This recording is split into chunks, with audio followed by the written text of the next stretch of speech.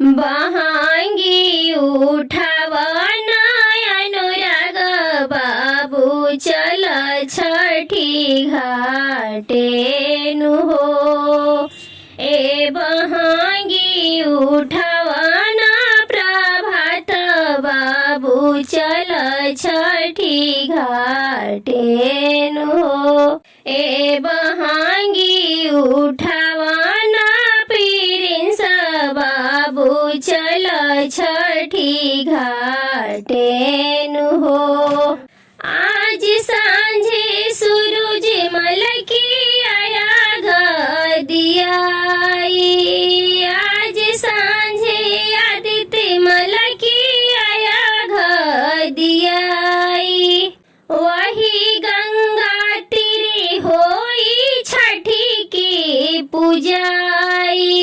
वही गंगा तीरे होई छठी की पूजाई। आज सांझे दीनानाथ की आराग दियाई।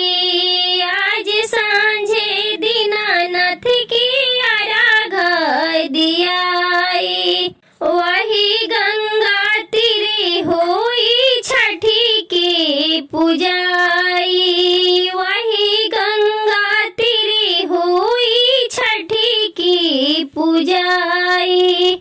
ए उखिया उठावना बुलंद बाबू चल छठी घाटे नु हो।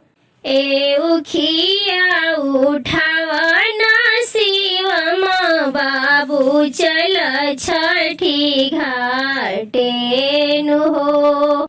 ए बहांगी उठावना पुष्कर बाबू चल छठी घाटे नु हो। हरा घर से दौरा लेके बाराती भेटाता। हरा घर से दौरा लेके सेवा का भेटाता। बाराती से छठी माई के डगारी सुहाता। बाराती से छठी माई के डगारी सुहाता।